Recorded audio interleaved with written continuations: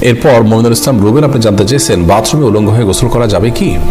বাথরুমে কিংবা টয়লেটে যেখানে আপনাকে অন্য কেউ দেখতে পাচ্ছে না এরকম জায়গায় গোসল করলে আপনি শরীরের সমস্ত কাপড় চোপড় খুলে বিবস্ত্র অবস্থায় গোসল করলে সেটি হারাম বা সরাসরি নিষিদ্ধ কোনো কিছু হবে না।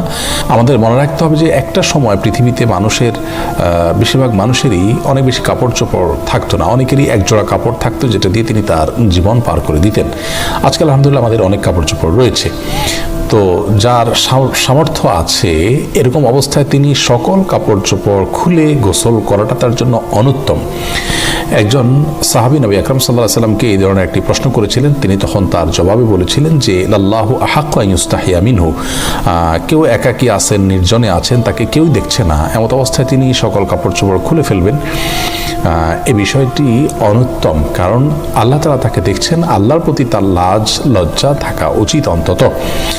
আর এটি নানান দিক থেকে আমাদের জন্য ক্ষতিকর বটে, মানুষের স্বাভাবিক লজ্জা এটাও কমে যায়। এজন্য একান্ত প্রয়োজন না হলে বাথরুমে উলঙ্গ হয়ে গোসল না করাটা উত্তম। আমাদেরকে নবী আলাইহিস সালাম যে নির্দেশনা দিয়েছেন, বোঝা যায় নবী সাল্লাল্লাহু আলাইহি সাল্লাম প্রয়োজন ছাড়া বিবস্ত্র হওয়ার বিষয়টিকে পছন্দ করতেন না। তবে যদি কেউ বিবস্ত্র হন, তিনি একাকী আছেন, কেউ দেখছে না, তো সেটা তার জন্য হারাম হবে না।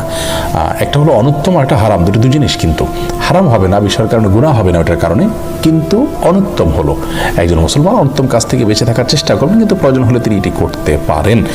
অতএব গোসলের সময় অন্তত নাভি থেকে হাঁটু পর্যন্ত সতেরো জায়গাটুকু ঢেকে থাকে এরকম গামছা বা তোয়ালে বা লুঙ্গি কোনো কিছু পরনে থাকলে অবস্থায় গোসল করাটাই হলো ভালো। প্রয়োজন হলে উন্মুক্ত করতে পারবেন সেটিও।